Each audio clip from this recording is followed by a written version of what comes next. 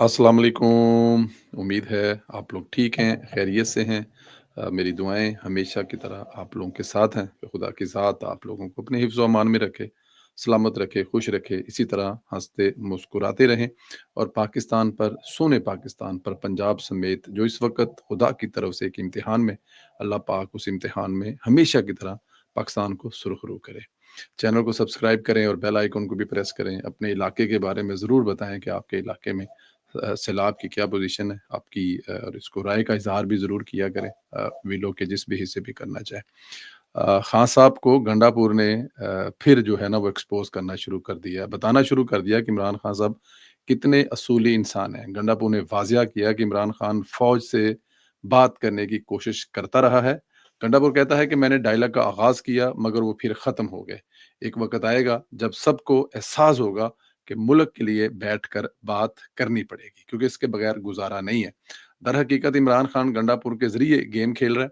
इनका कहना था कि माफ़ी से बाहर निकलें, अना से बाहर निकलें, जो हुआ इसे ख़त्म करें, आगे बढ़ें और हमारी पॉलिसी है कि पाकिस्तान का हर अदारा अपनी आईनी हदूद में रहकर काम करे। लाना और हटाना जिन्होंने वतीरा बनाया हुआ है, इनका काम नहीं है। अगर 2018 में कुछ हुआ तो वो भी गलत था। कभी आपको आगे रख कर एक्शन किया जाता है और कभी हमें आगे रख कर कैप जो है वो एक्शन किया जाता है। गंडापुर यहाँ एक बहुत बड़ी बात कर गए हैं, जो ऑफ कोर्स इमरान खान को बुरी लगेगी। वो ये है कि 2018 के इलेक्शन में भी इमरान खान को लाने के लिए मियाँ मोहम्मद नवाज़ शरीफ के साथ जो किया गया, वो भी गलत है। यानी वो इमरान खान की हुकूमत को नाजायज़ करार दे रहा है और नवाज़ शरीफ के खिलाफ जो हुआ, इस पर भी तनकीद कर रहा है और वो कह ठीक रहा है, इसमें कोई शक नहीं है।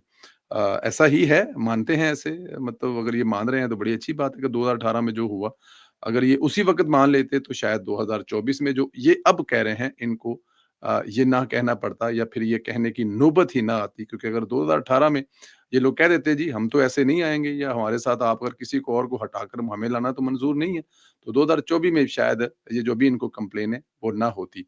और दूसरी बात ये है कि वो गंडापुर साहब जो हैं वो कह रहे हैं कि इमरान खान साहब जो हैं वो बिज़ी थे। अरे बिज़ी थे तो गंडापुर बिज़ी था, या अब भी गंडापुर बड़ी समझदारी वाली बात कर रहा है। वो इमरान खान साहब को बचाना चाहता है, लेकिन अगर इमरान खान साहब नहीं बचना चाहते, तो फिर अब इमरान खान साहब का क्या किया जा सकता है? इमरान नियाज़ी जानता है, इस वक़्त रियासत की सबसे बड़ी ज़रूरत सैलाबी सूरत-ए-हाल और आइंदा की हिकमत अमली है।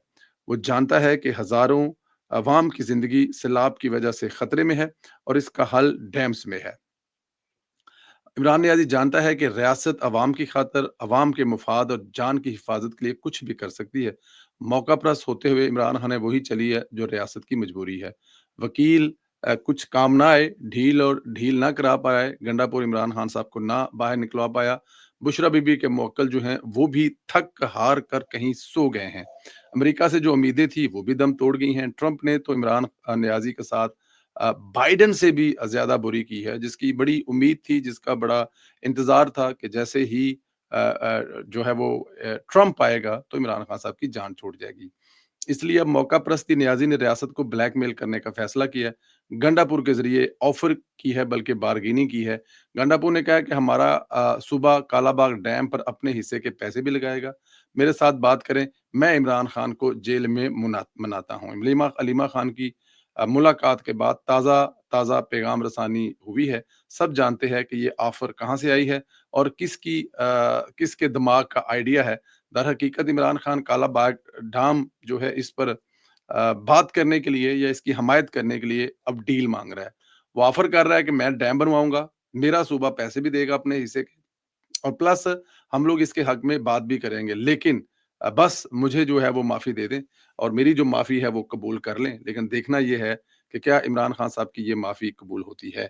और अगर इमरान खान साहब जो है वो कालाबाग डैम की हमायत भी करते हैं और सूबा अपने हिस्से के जो पैसे हैं वो भी देता है और खान साहब किसी किस्म की कोई फ़ेवर नहीं माँग रहे, डील नहीं माँग रहे हैं, तो फिर तो खान साहब बड़े लीडर बन जाएँगे भई। हैं जी? खान साहब जो हैं वो लोगों के लिए सोच रहे हैं, रियासत के लिए सोच रहे हैं, पाकिस्तान के लिए सोच रहे हैं, पाकिस्तान की बक़ा के लिए और सलामती के लिए सोच रहे हैं, जो कि काफ़ी मुश्किल काम है, ये आप लोगों को भी पता है और ये मुझे भी पता है। बाकी एक मरी की मीटिंग के हवाले से जो है ना वो बड़ी बातें हुई हैं कि मरी में बड़ी कोई अहम मीटिंग हुई है, तो इस मीटिंग के हवाले से राना सनाउल्लाह ने भी इशारा दे दिया है कि सिस्टम यही चलेगा, सिस्टम को मज़बूत इमरान खान की हरकतें कर रही हैं। یہ بات بڑی بڑی میں اس بات میں بڑا وزن سمجھتا ہوں کہ عمران خان صاحب جتنی اس قسم کی حرکتیں کرتے جائیں گے اتنا ہی سسٹم جو ہے وہ مضبوط ہوتا جائے گا، اور عمران خان کی یہ حرکتیں عمران خان کی جیل کو لمبا کریں گے اور ساتھ میں اس حکومت کو بھی لمبا کریں گے۔ محمد مالک کے شو میں رانا ثناء اللہ سے سوال ہوا کہ کیا مری کی اہم ترین بیٹھک میں تسلسل کا فیصلہ ہو گیا ہے؟ رانا ثناء اللہ نے جواب دیا کہ جی ہاں، تسلسل کا فیصلہ ہوا ہے۔ تسلسل کا شک آپ ہی کو تھا، ہمیں تو پہلے سے بھی کوئی شک نہیں ہے، ہمیں تو پہلے بھی پتا ہے کہ سسٹم یہی چلے گا، کمپنی یہی چلے گا۔ رانا ثناء اللہ کے اس جواب میں بہت کچھ چھپا ہے۔ جو یوتھی فیلڈ مارشل کی مدت ملازمت پر چیخے مار رہے تھے وہ ایسے نہیں مار رہے تھے۔ پھر ہم نے بھی کچھ دن پہلے آپ کو بتایا تھا کہ مری کی میٹنگ بہت اہم ہے، اس میں کچھ اہم فیصلے ہو چکے ہیں، اور وہ جو فیصلے ہیں ان فیصلوں کے مطابق عمران خان صاحب جو ہیں وہ اپنی اس ٹویٹ کے بعد اپنے لیے مشکلات پیدا کر چکے ہیں۔ ہاں، پاکستان کے لیے آسانیاں پیدا کر گئے ہیں۔ وہ جو فرض کیا کہ انہوں نے فیلڈ مارشل پر جو تنقید کی، آپ چاند پر تھوکنے کی کوشش کریں گے تو کیا تھوک لیں گے؟ نہیں تھوکا جائے گا نا، وہ تھوک آپ کے منہ پر گرے گا۔ تو خان صاحب نے وہ جو اس ٹویٹ کے ذریعے چاند پر تھوکنے کی کوشش کی تھی وہ ان کے اپنے منہ پر گری ہے۔ نہ اس سے کوئی فیلڈ مارشل کو پڑا ہے فرق، نہ اس سے کوئی ریاست فرق کو پڑا ہے، اور نہ ہی اس سے کوئی حکومت کمزور ہوئی ہے۔ لیکن عمران خان کا کیس جو ہے وہ مزید کمزور ہو گیا، کیونکہ عمران خان کی کوئی بھی وکالت نہیں کرے گا۔ فرض کیا کہ حکومتی ایوانوں میں بیٹھے کچھ لوگ سوچتے ہیں کہ چلیں جی اب مطلب کہ معاملات کو سیدھے کریں اور یہ جو ماحول ہے ملک کا وہ ٹھیک کریں، یہ جو سٹریس کی سیاست ہے ختم کریں۔ اب وہ بھی عمران خان صاحب کے حق میں بات نہیں کریں گے، کیونکہ عمران خان صاحب خود اپنے دشمن بنے ہوئے ہیں۔ Pakistan Tehreek Insaf P T I کے رہنما اسد کیسر کا کالا باغ ڈیم پر وزیر اعلیٰ خیبر پختونخوا علی امین گنڈا پور کا زیادتی بیان قرار دیا ہے۔ اب پی ٹی آئی کے جو دھڑے ہیں نا وہ آپ کو پتا ہے کہ ان کی اپنی اپنی ہے، کوئی پارٹی پالیسی تو ہوتی نہیں ہے، جس کا دل کرے جو مرضی بیان دے دیتا ہے۔ ایک بیان میں اسد کیسر کا کہنا تھا کہ کالا باغ ڈیم پر علی امین گنڈا پور کا بیان ذاتی ہے، پارٹی پالیسی نہیں ہے، ہم نہیں سمجھتے اس وقت کالا باغ ڈیم کی کوئی ضرورت ہے۔ اسد کیسر کا کہنا تھا کہ اس وقت اور بھی چھوٹے چھوٹے ڈیم بنائے جا سکتے ہیں۔ علی امین کے اپنے علاقے میں چشمہ رائٹ بینک کنال کا ایک پروجیکٹ ہے، اس سے ان کے علاقے کے پانی کی ضرورت پوری ہو جائے گی۔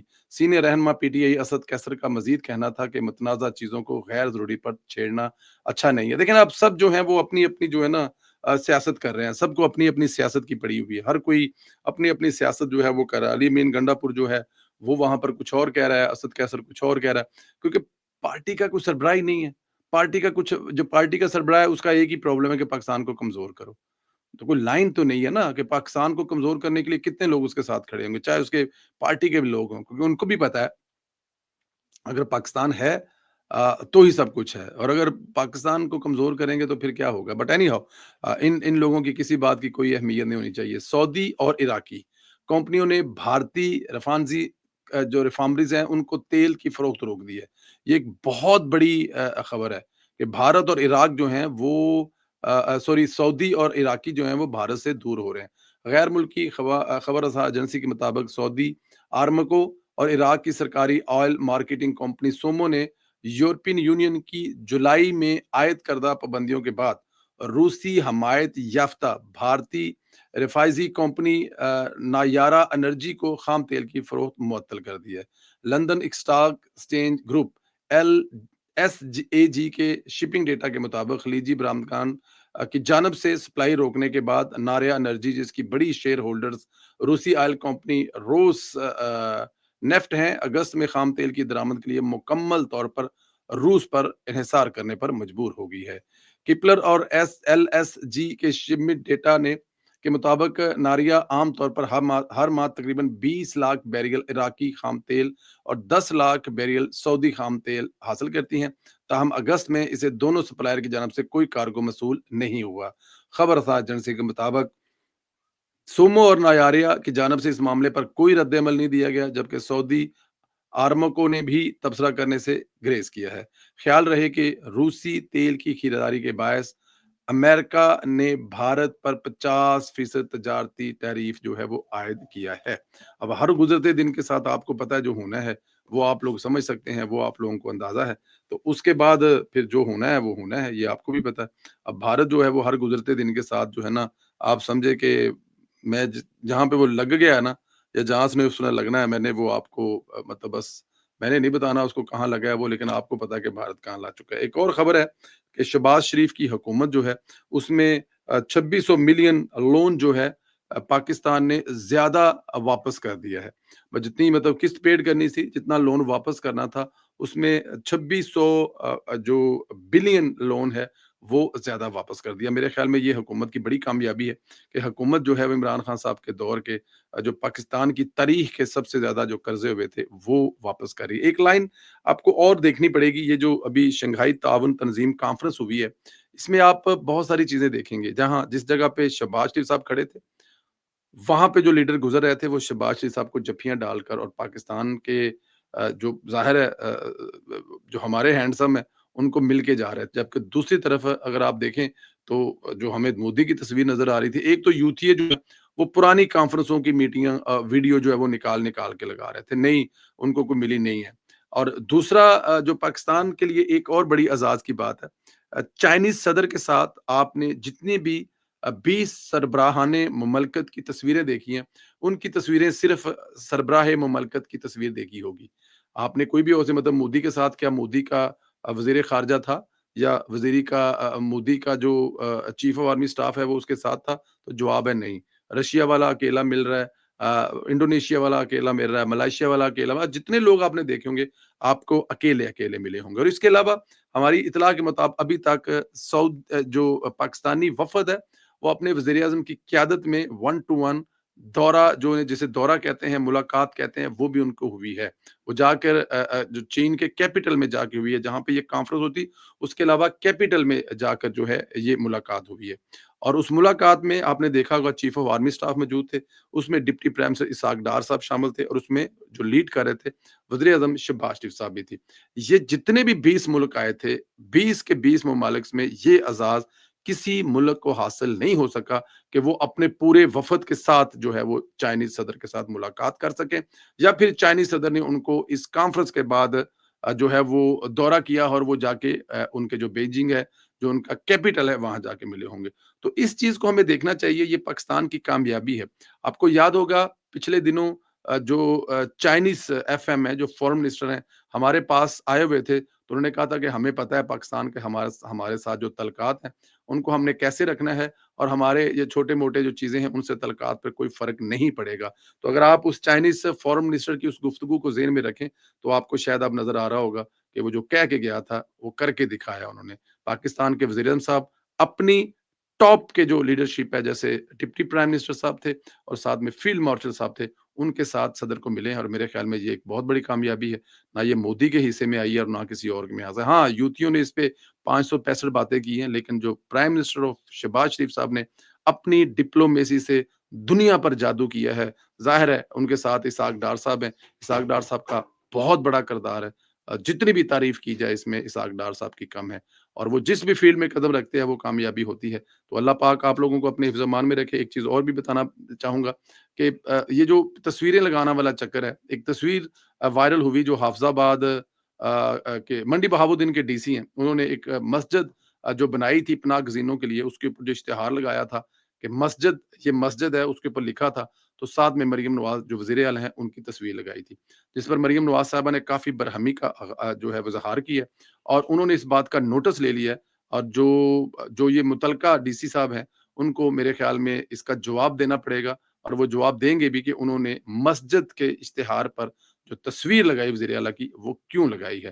کیونکہ ظاہر ہے سوشل میڈیا پہ کافی ایک تنقید کا سامنا کرنا پڑا تھا پنجاب حکومت کو کہ مسجد کے جو مسجد ہے وہاں پر وزیر اعلیٰ صاحب کی جو ایک خاتون بھی ہیں ان کی تصویر لگائی گئی ہے، حالانکہ اگر مسجد بھی لکھ دیتے تو گزارا ہو جاتا۔ تو میرے خیال میں یہ بھی ان لوگوں کے منہ پر تھپڑ ہے جو یہ کہتے ہیں کہ مریم نواز ہر جگہ پہ اپنی تصویر لگانا چاہتی ہیں۔ تو اگر ڈی سی صاحب جواب دیتے ہیں اور وہ جواب سے سیٹسفائی ہوتے ہیں یا سمجھتے ہیں ان کی غلطی ہے تو شاید درگزر کیے جائیں، ورنہ ان کے خلاف کوئی ایکشن بھی ہو سکتا ہے۔ یہ اب تک کی خبر ہے جو میں نے کہا کہ آپ سے ضرور شیئر کروں۔ تو یہ جو وہ ہر وقت جو الٹا پلٹا لگے رہتے ہیں یا کوئی مطلب کہ الفاظ کہتے ہیں، میرے خیال میں ان کے منہ پہ بھی ایک تمانچہ ہے کہ مریم نواز کو ہر جگہ پہ تصویر لگانے کا شوق نہیں ہے۔ اللہ پاک آپ لوگوں کو اپنے حفظ و امان میں رکھے، ہماری دعائیں آپ کے ساتھ ہیں، سلامت رہیں، خوش رہیں۔ اظہار ضرور کریں، آپ کے علاقے میں کیا سچویشن ہے ضرور بتائیں۔ بہت شکریہ، اگلے ویڈیو میں پھر ملاقات ہوگی۔ خدا حافظ۔